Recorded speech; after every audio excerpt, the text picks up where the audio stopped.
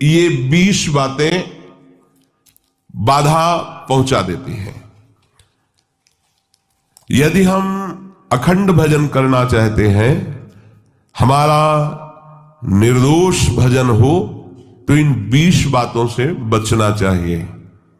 पहली है, अपने जीवन में जांच कर लेना। इष्ट से, गुरु से विमुख करने वाले पुरुषों का या स्त्रियों का या विषयों का किसी भी तरह से हम संग न करें। पहली बात, आराध्य देव गुरुदेव के वचनों में अविश्वास पैदा कर दे, हमारी भक्ति को बाधित कर दे, चाहे वो स्त्री शरीर हो, चाहे वो पुरुष शरीर हो, चाहे वो कोई विषय ही क्यों ना हो, हमें उससे संपर्क नहीं रखना।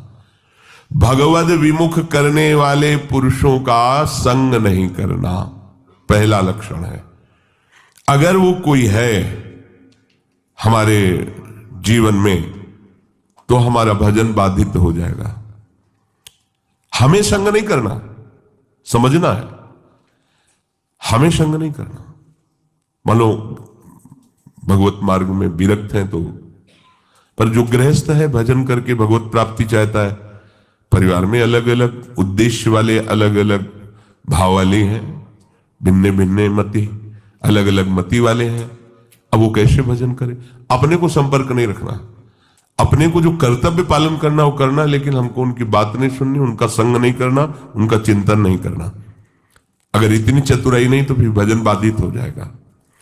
जासे होए स्नेह राम पद एतो मतो हमारो, जिससे प्रभु के चरणों में प्रेम हो, ये सबसे बड़ा मत है। गोस्वामी तुलसीदास जी कह रहे हैं, हमारे आराध्य देव गुरुदेव इनमें अश्रद्धा पैदा करवा दे। आराध्य देव का नाम, आराध्य देव की लीला, आराध्य देव का गुण महिमा धाम जो गुरुदेव से प्राप्त हुआ है, उसमें हमारी अरुचि करवा दे। इससे बड़ा शत्रु और कौन हो सकता है? क्योंकि लौकिक शत्रु तो हमारे देह को नष्ट कर देगा, लेकिन ये शत्रु तो हमारे आराध्य देव के संबंध को ही नष्ट कर रहा है, ये तो हमारे परमार्थ को ही नष्ट कर रहा है। सबसे पहला, इन 20 विघ्नों में आराध्य देव गुरुदेव के प्रति अश्रद्धा, अरुचि पैदा करवा दे। ऐसे बहिर्मुख कुसंगी का संग नहीं करना, चाहे वो स्त्री शरीरधारी हो, चाहे वो पुरुष शरीरधारी हो, या कोई विषय ही क्यों न हो। जिस विषय के सेवन से आराध्य देव गुरुदेव के प्रतिकूल आचरण बन जाए, हमें वो विषय सेवन नहीं करना। दूसरा, अधिक बोलना। मननशील महात्मा को ज्यादा बोलने का अवसर नहीं है। प्रायः आप देखना भजनानंदी उपासक मौन व्रती मिलेंगे। एक होता है जड़ मौन और एक होता है विचार मौन। उपासक को विचार मौन रहना ही चाहिए। आवश्यक है तो उत्तर दे दिया कम शब्दों में, अनावश्यक बात बोलनी ही नहीं है। कोई चाहे नाराज हो या प्रसन्न हो, हमें इससे मतलब नहीं। हमें अपने सिद्धांत से चलना है। बैठ करके गप्पे नहीं मारनी, कम शब्दों में उत्तर दीजिए और मनन परायण रहकर हर समय अपने आराध्य देव का नाम मंत्र चल रहा है। अधिक बोलना ये भजन में बहुत बड़ा विघ्न पैदा कर देगा। कैसा? सबसे अधिक पाप वाणी से बनता है, क्योंकि हम इसे समझ ही नहीं पाते हैं। किसी की भी निंदा करने में जो हमें पाप बनता है वो बहुत बड़ी गठरी होती है। पर निंदा के किएते आवत नहीं कछुआत, मूर्ख पर्वत पाप को ले चल अपने साथ। बड़ा भारी पहाड़ पाप का रख लिया। और भजनानंदी उपासक को इस समय कहाँ है किसी के विषय में बोलने का? पर देखो अपने लोगों में अगर ये विघ्न है अधिक बोलना, तो दो बातें आ ही जाएंगी, किसी की स्तुति और किसी की निंदा, किसी के गुण का वर्णन और किसी के अवगुण का वर्णन। ये आपके भजन में बाधा पहुंचा देगा। अधिक बोलने से मिथ्या भाषण निकल जाएगा, अधिक बोलने से किसी की निंदा निकल जाएगी, ये आपके लिए हानिकारक होगा। अहितकारी वचन, मिथ्या वचन, निंदा से भरे वचन, ये हमारे जिह्वा में नाम भगवान को प्रकाशित नहीं होने देंगे। मंत्र में रुचि नहीं हो पाएगी। अधिक बोलना। तीसरा है नवीन नवीन भोगों को भोगने की इच्छा रखना। आज ऐसे भोजन बनाया जाए, आज ऐसे किया जाए, आज ऐसे किए। किसी भी इंद्रिय जन्य भोग को नवीन नवीन प्रक्रिया से भोगने की इच्छा रखना, ये भजन के लिए बहुत हानिकारक है। शरीर के प्राण पोषण के लिए ही हमें केवल अन्न जल आदि का आवश्यक ग्रहण करना होगा, जिससे हमारा शरीर भजन मार्ग में सहायता दे। बस अगर इसी जन्म में भगवत प्राप्ति करना है तो आपको चारों तरफ से अपने आप को घेरना होगा। अगर हमारी इंद्रियां, हमारा मन विषय सेवन में ही बना रहा तो भगवदानंद किससे हम अनुभव करेंगे? कैसे हम भगवत चिंतन में तन्मय होंगे? बिना तन्मयता के आराध्य देव की अनुभूति नहीं होती। चौथा, अधिक सोना। जो बहुत नींद लेते हैं तो तमोगुण की अधिकता के कारण भजन नहीं बनता है। आपको आश्चर्य होगा कि ऐसा कैसे हो सकता है।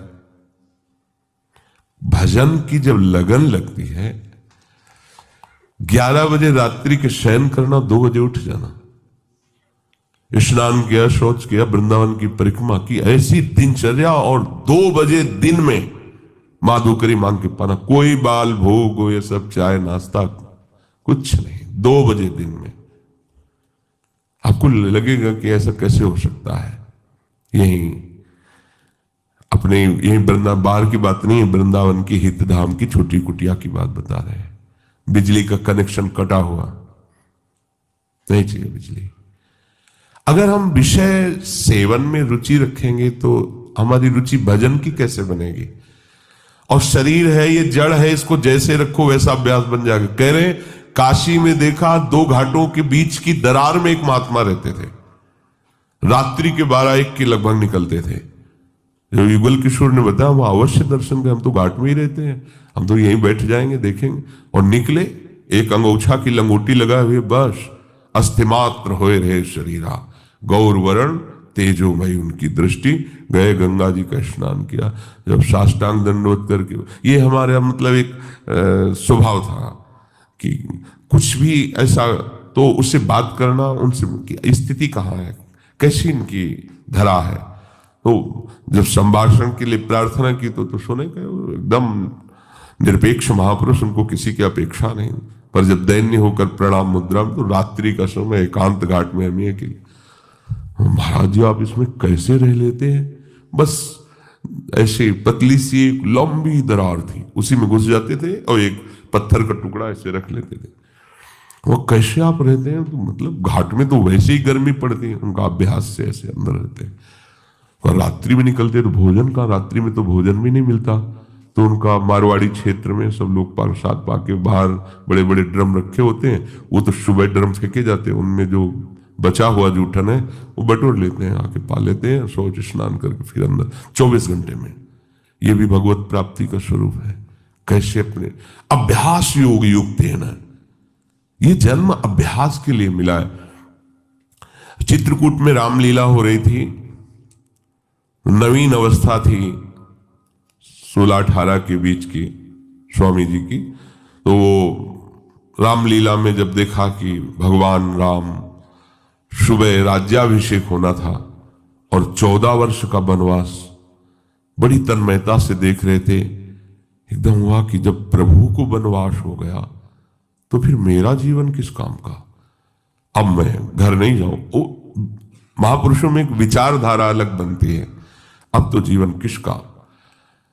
भाग पड़े वहां से रामलीला से, गंगा के किनारा पकड़ा। वो समय काटते हुए से आगे बढ़ रहे तो स्वामी शंकरानंद जी महाराज बड़े अद्भुत स्थिति को प्राप्त महापुरुष थे। अशनी आश्रम, जब गंगा किनारे भ्रमण कर रहे तब